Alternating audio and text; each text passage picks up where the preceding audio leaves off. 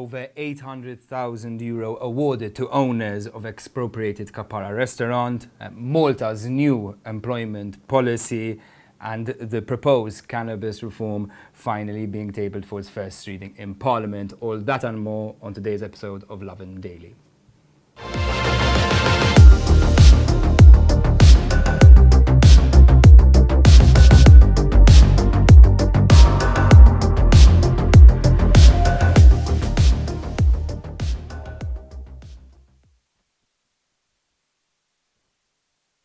Good afternoon, Malta and Gozo. I'm Julian Bonnici. Joining me today is Jonathan Chile. As usual, we've got a really action-packed episode for you today. Our first story is all about the cottage restaurant in Kapara. You all know it well. Some real serious sums being dished out. An incredible story. You know, the family behind the restaurant that was expropriated by the government as part of the building of the Kapara Junction has been awarded a massive €835,000 years after just being offered €12,000. So it's a very interesting story. So as Julian rightly said, you might remember the cottage. It's in the Kapara area in the limits of San Juan, and it was run by the Kalea Family, who were tenants in this building. They used to run the restaurant, and they even had plans to develop it into a lounge bar. They'd even forked out some money to get the plans rolling, but then the government stepped in back in 2015, 2016 when they wanted to build the Kapara Junction, which is now built, and they offered them €12,000 to, expropriate the land and use it for building. Now, the family did not like that sum, and they actually sued them for adequate compensation, and they've won, and they've been awarded nearly €1 million in compensation. Now, this is a large sum, but it's a very interesting sum, and I think a lot of people now, especially, as discussion of the metro appears and more buildings are used for other issues and other projects, people are going to start wondering, do I have a right to such a large sum as well? I think that's exactly it. I think just first of all, hilarious how it went from 12,000 to almost €1 million. I mean, well done, the Kalea family. I'm sure they're happy with that sum. But like you said, John, right, there's actually a lot of expropriation coming up, supposedly with metro plans, continued roadworks. I'm sure the government has a huge kitty to give out to people. Speaking about money, Malta's employment sector is actually set for a radical rethink,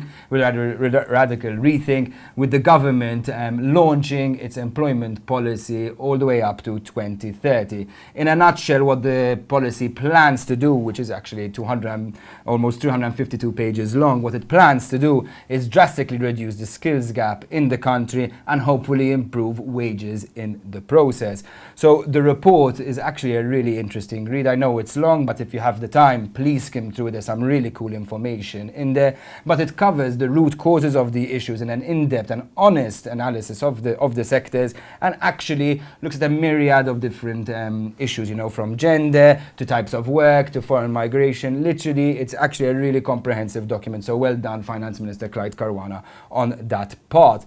To just basically sum up what the main issues are. Malta's unemployment rate certainly is one of the lowest in the European Union, and economic growth has been really great over the last decade or so. However, it does mask overgrowing issues in the country, like the aging workforce, which is actually getting worse due to Malta's low rates of fertility, and actually even more importantly is the country's skills gap. To put things into perspective, as it stands today, around 34% of workers have at best a lower secondary school level of education. So that's O level and below, while 50% of students don't even get the required 6 O levels to continue on. Really worrying numbers, and it's actually reflected elsewhere.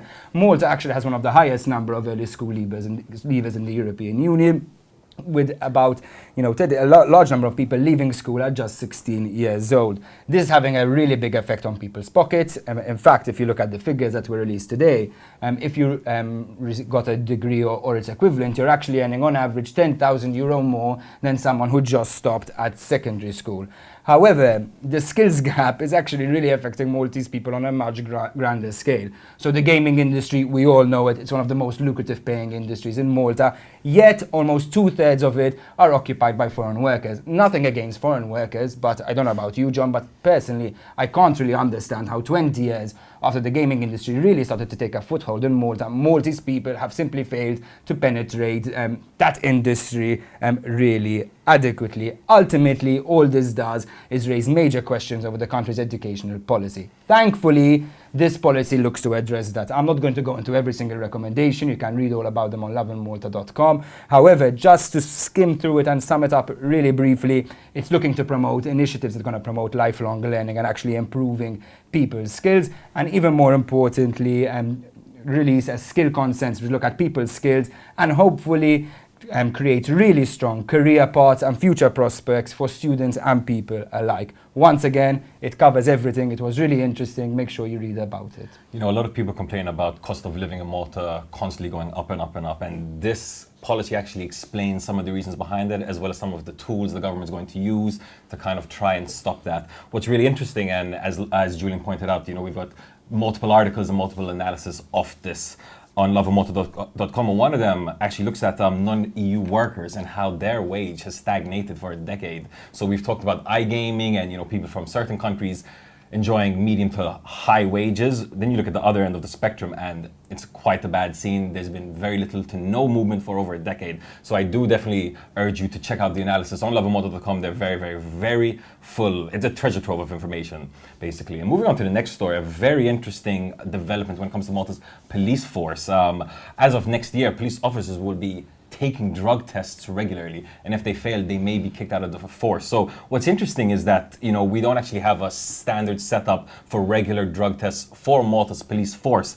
And now Police Commissioner Angelo Gaffar said, you know, he's going to start a new fight against corruption. He's emphasized that he's really trying to end corruption as much as he can within the force, and one of the ways is through regular drug tests. So right now, it isn't confirmed as how regular they will be. They could be spontaneous spot checks. They could come after someone reports an officer and there's some reasonable suspicion. But in relation to this, the police force has actually set up a new program where officers can report their colleagues that they suspect of being corrupt, having done a crime, or having been, you know, party to something illegal, and they can now report them anonymously and not face any repercussions. And this actually blew my mind a little bit, Julian, that right now Maltese officers don't actually have much protections to whistleblow, as it were, on their colleagues, which, you know, goes to show how serious, at least in the past, the police force took internal crimes. Either way, when it comes to the drug tests, as of next year, they'll be rolled out, and Gaffar himself said that he believes that officers should be tested at least once a year.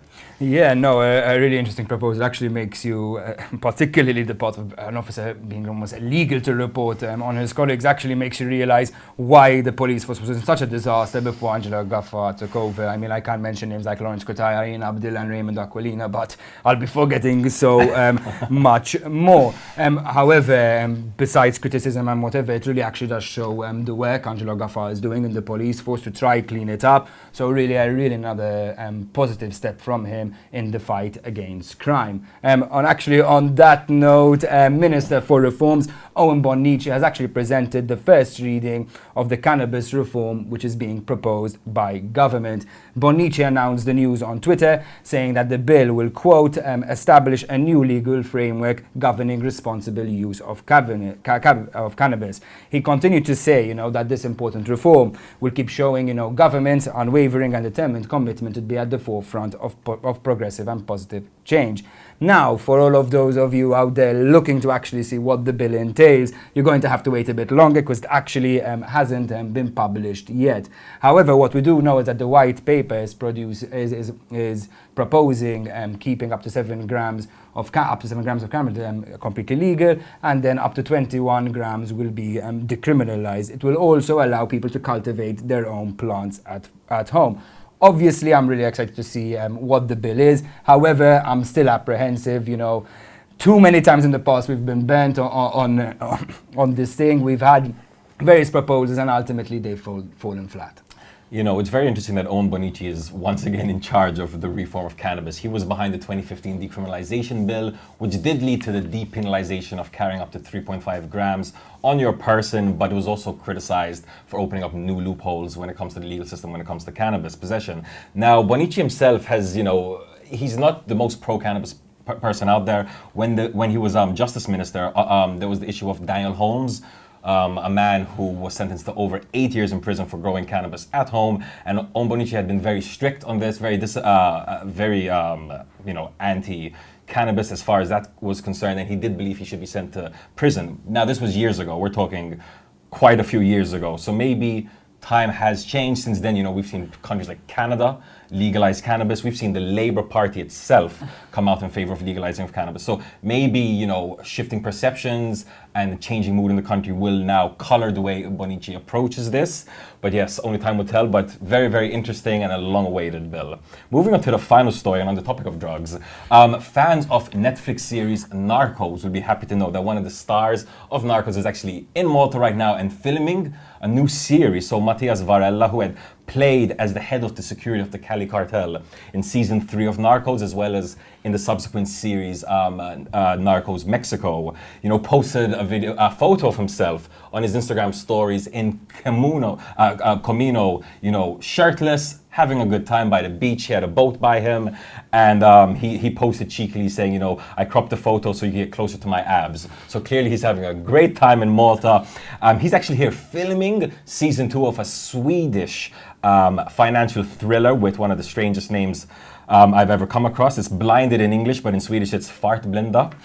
And he's even uploaded a photo of himself geotagged to St. Julian's today. So you can check it all out on his Instagram himself if you're a fan of Narcos. Yeah, I was actually quite excited of the news. I'm actually quite a big fan myself, you know, to see a star over here. Who knows, I might pass him and ask him a question or two about that, you know. So another celebrity on the island, always exciting news for everyone. Quite happy about it myself. On that note, that's it from us for today. And remember, always have an evening full of love.